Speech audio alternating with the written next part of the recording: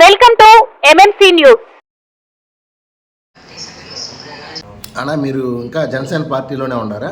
నేను పవన్ కళ్యాణ్ చిరంజీవి ఫ్యామిలీ వీరాభిమాని. నేను జనసేన పార్టీలో నుంచి ఇంతవరకు పోలా. జనసేన పార్టీలోనే ఇప్పుడు దాకా కొనసాగుతూనే ఉన్నా. ఏడాది క్రితం మిమ్మల్ని పార్టీ నుంచి పక్కన పెడుతున్నట్టు అధికారికంగా లెటర్ అది కళ్యాణ్ గారు రిలీజ్ చేసింది కాదు, అది ఫేక్ లెటర్ అని ఉదంతం ఉంది. నేను కళ్యాణ్ గారి అపాయింట్మెంట్ చాలాసార్లు అడుగున్నాను, ఇస్తే దాని గురించి మాట్లాడతాను, ఒక నిర్ణయం తీసుకుంటా. రాజకీయంగా మాట్లాడిన తర్వాత ఒక నిర్ణయం తీసుకుంటా. అప్పుడు దాకా వెంకటగిరి ప్రజలు, అదేవిధంగా మా పవన్ కళ్యాణ్ గారి నీతి నిజాయితీ నిబద్ధత, వాటి కోసం వెంకటగిరి ప్రజల కోసం పనిచేస్తాను. ఒకవేళ కళ్యాణ్ గారు పిలిచి పార్టీలో కొనసాగండి లేదనేది అది నేను కళ్యాణ్ గారితో మాట్లాడిన తర్వాత నిర్ణయం తీసుకొని ఆ శుభవార్త కూడా మీకే చెప్తా. మిమ్మల్ని పార్టీ నుంచి పక్కన పెడుతున్నట్టు వచ్చింది ఫేక్ లెటర్ అయితే ఏడాది కాలంగా మీరు ఎందుకు సైలెంట్గా ఉన్నారు?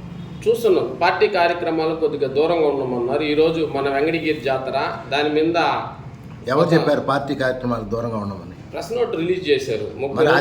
అది నిజమైనప్పుడు మిమ్మల్ని పార్టీ నుంచి పక్కన పెట్టిన మాట కూడా నిజమే కదా? నిజమే ఉండొచ్చు. నాకైతే అది ఫేక్ న్యూస్ అని మాకు ఉన్నది. ఎందుకంటే అఫీషియల్ పేజీలు ఎక్కడా కూడా ఆ లెటర్ రాలా. జనసేనకి ఒక అఫీషియల్ పేజీ ఉంటుంది, Janasena party official page. Plus అదేవిధంగా మాకు అన్ని నియోజకవర్గాలకు కలిపి ఒక సిస్టమ్ ఒకటి ఉంటుంది. ఏది పెట్టినా కానీ కళ్యాణ్ గారు చూసేటట్టు. దాంట్లో కూడా ఎక్కడా రాలా. అంటే అస్త్ర అని ఒక యాప్ ఉంటుంది, దాంట్లో కూడా ఎక్కడా రాలా. కానీ నేను పైన విచారించిన తర్వాత అది ఫేక్ లెటరు. నన్ను పనిచేయమన్నారు, నన్నైతే పనిచేయమన్నారు. కానీ నాకు ఇష్టపడలా. ఎందుకంటే అదేదో మనం తేల్చుకుంటే తర్వాత పార్టీ మీటింగ్లు కొట్టికి అటెండ్ అవుతామని గమ్మునే ఉన్నాం. కానీ కొన్ని దుష్ట శక్తులు నా వెనకల పనిచేసి నా రాజకీయ అభివృద్ధిని తొక్కాలని చెప్పి చాలామంది ట్రై చేశారు. చాలామంది ఉన్నారు దాంట్లో.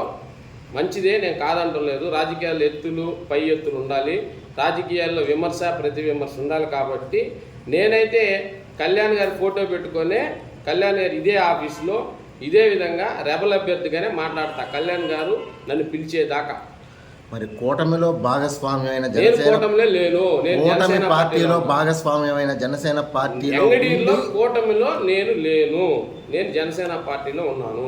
మరి జనసేన పార్టీ రాష్ట్రంలో కూటమిలో వన్ ఆఫ్ ద పార్టీయే కదా? వన్ ఆఫ్ ద పార్టీ ఉండొచ్చు, కానీ నేను లేను కదా. అంటే పార్టీ విధానం ఒకటి, మీ సొంత విధానం ఒకటి. నా సొంత విధానం. నాకు పార్టీ అన్ని విధాలా, నేను ఇన్ని రోజులు 10 ఏళ్లుగా పార్టీ కోసం చాలా కష్టపడ్డాను. అది మీడియా మిత్రులకు అందరికీ తెలుసు. ప్రతి వైసీపీని కావచ్చు, అంతకుముందు ఎవరినైనా కానీ మాట్లాడిన వ్యక్తిని నేనే. వెంకటగిరిలో ఎవరు పదవి పొందినా కానీ అది నా వల్లే, ఎవరు ఏ పదవి తీసుకున్నా కానీ అది నా వల్లే. ఎవరు భయపడి కనీసం ప్రెస్ మీట్లో కూర్చొని మాట్లాడడానికి 100 సార్లు ఫోన్ తీసుకుని పిలిపించుకునేది నేనే. కానీ ఈరోజు వాళ్ళు నన్ను ఏదో ఇబ్బంది పెట్టాలని చాలా ఇబ్బందులకు గురి చేశారు. కానీ నేను ఎక్కడా కూడా ఆ పోలేరమ్మ తల్లి సాక్షిగా ఇంతవరకు జనసేన పార్టీకి కావచ్చు, కూటమి ప్రభుత్వానికి ఎక్కడా కూడా 1 ఇంచు కూడా అన్యాయం చేయలే. జనసేన పార్టీకి నేను తెలుగుదేశం పార్టీ అనేది నాకు చెప్పబల్లే. తెలుగుదేశం పార్టీ నేను 94, 95 తెలుగు యువత వెంకటగిరి పంచాయతీ ప్రెసిడెంట్గా పనిచేశా. చాలామందికి తెలియదు అది. అంటే తెలుగుదేశం పార్టీ విధి విధానాలకు నచ్చక నేను జనసేనలో చేరా. కానీ మా కళ్యాణ్ గారు ఏదో ఆయన గోల్ ఆయన రీచ్ అవ్వాలనే ఉద్దేశంతో పార్టీలో రాజకీయాల్లో పొత్తులు ఉంటాయి. కానీ మేము పనిచేసాం. లాస్ట్ గారు టికెట్ దాకా నేను కూడా ట్రై చేశా. కానీ కొన్ని కారణాల వల్ల నాకు రాకపోవచ్చు. ఆయనకు వచ్చింది, ఆయన కోసం పనిచేసాం కదా. కానీ ఆయనే ఈరోజు మమ్మల్ని దూరం చేసుకునే పరిస్థితి ఆయన ఉన్నాడు. మేమైతే లేవు. మేము ఈ రోజుకి కూడా కలిసి పనిచేయాలి, అందరితో కలిసి కళ్యాణ్ గారి ఒక విజన్ని ప్రజల్లో తీసుకెళ్లాలా, మంచి భావజాలం తీసుకెళ్లాలా, నీతి నిజాయితీగా నడపాలా పార్టీని అని మేము ఆశిస్తున్నాం.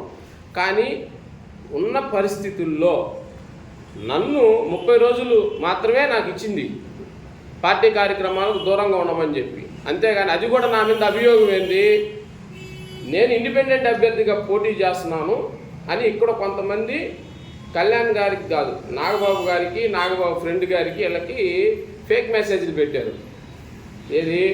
ఈయన రామచంద్ర యాదవ్ పార్టీ నుంచి పోటీ చేస్తున్నాడు, ఆ బీఎస్పీ నుంచి పోటీ చేస్తున్నాడు, ఈయన మన పార్టీకి వ్యతిరేకంగా పనిచేశాడు, చెప్పారు.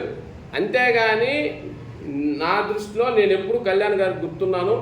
మొన్న కూడా నేను కలిశాను కళ్యాణ్ గారిని. కానీ ఇన్ని మాట్లాడే విషయం ఒక పెళ్లిలో కలిశాను, మా బంధువుల పెళ్ళికి వస్తే కలిశాను, షేక్ హ్యాండ్ తీసుకున్నాడు, నాకు అన్నీ తెలుసు అని వెళ్ళిపోయాడు. ఆయన కోసం నేను ఎదురు చూస్తున్నా. పార్టీ ఆఫీస్ నుంచి పిలుపు వస్తుంది. రాష్ట్ర వ్యాప్తంగా చాలామందిని ఫోన్లో సస్పెన్షన్ చేశారు. అదేవిధంగా అసలు కళ్యాణ్ గారికి తెలియకుండానే సస్పెన్షన్ చేశారు. తెలుసో తెలియదు నాకు తెలీదు, కొంతమంది చెప్పే రూమర్స్ సస్పెన్షన్ చేసి అవన్నీ ఫేకులు. కళ్యాణ్ గారు త్వరలో పిలిపిస్తారని చెప్తున్నాడు. పిలిచిన తర్వాత పార్టీ కోసం కష్టపడి పనిచేస్తాను. పార్టీలో చాలామంది సస్పెన్షన్ అయిన వాళ్ళందరూ కూడా ప్రెస్ మీట్లు పెడుతున్నారు. ఎక్కడో కూడా సస్పెన్షన్ అయింది నువ్వు ప్రెస్ మీట్ పెట్టమని ప్రెస్ నోట్లు ఎక్కడా లేదు. తిరుపతి కావచ్చు, ఎక్కడెక్కడో సస్పెన్షన్ అయ్యారు. వాళ్ళు సొంత లాభాల కోసం చేశారు. నేను ఎక్కడా నా సొంత లాభం కోసం పార్టీ కోసం చేయలే.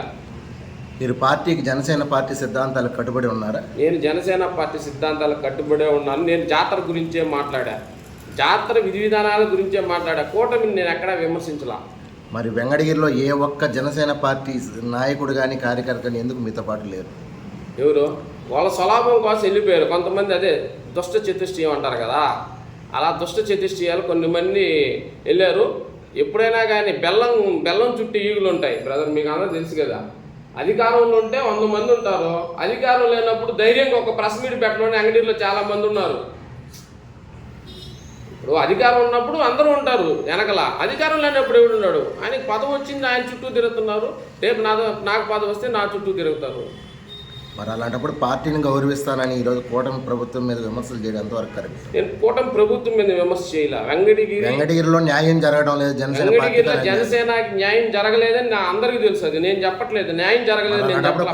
కూటమి ప్రభుత్వాన్ని విమర్శించినట్టే. ప్రెస్ మీట్ ముందు కూటమి ప్రభుత్వంలో నాకు న్యాయం జరగలేదు, నాకు ఎమ్మెల్యే పదవి లేదు, లేకపోతే నాకు ఇంకొకటి చేయలేదు, గౌరవం చేయలేదు.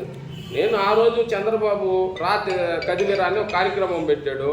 తెలుగుదేశం పార్టీ ఆఫీస్ నుంచి ఏం లెటర్ వచ్చింది టీడీపీ ఆఫీస్కి నాకు తెలుసు. అది జనసేన పార్టీ పిఓసి పలానా అతను పెట్టుకొని మీరు పక్కన చేసుకోమన్నారు. అంతే. నేను ఈ అన్ని కార్యక్రమాల్లో నేను ఉన్నాను కదా, మీడియాలో తెలుసు కదా. తర్వాత ఎందుకు లేననేది కొంత కుట్రలు అదే దుష్ట చతుష్టయం ప్రయోగించారనమాట. కాబట్టి నేను ఇప్పుడు కూటమి ప్రభుత్వాన్ని విమర్శించే ఇదిలో ఉండేదానికి పెద్ద విషయం కాదు కదా. అందరికీ లోటుపాట్లని ప్రతి జీవితంలో మంచి చెడ్డ జీవితంలో ప్రతి ఒక్కరికి పార్టీలు అన్నింటిలో ఉంటాయి. మేము అట్ట విమర్శించదలుచుకోలేదు. మా ప్రవర్తన ఏంది, మేము జనసేన పార్టీకి కళ్యాణ్ గారి మెగా ఫ్యామిలీ అభిమానులుగా జనసేన పార్టీకి నష్టం జరుగుతుంది కాబట్టే అటువంటి నష్టం మనం చేయకూడదని ఉద్దేశం. ఈరోజు కూడా మీకు నేను జాతర నాకు పోలేరమ్మ కల్లో కనపడి చెప్పింది కాబట్టి మాట్లాడుతున్నా. ఈ విధంగా ఇబ్బంది జరిగింది, ఇలా జరిగింది అని నాకు తెలుసు కాబట్టి ఆమె తెల్లారితో దర్శనం 4 గంటలకు ఇచ్చింది కాబట్టి దాని ఉద్దేశంతో ఈరోజు ప్రెస్ మీట్ పెట్టా. ఎక్కడా కూడా మాట్లాడకూడదు, అన్యాయం జరిగితే మాట్లాడకూడదు అని ఎక్కడా లేదు.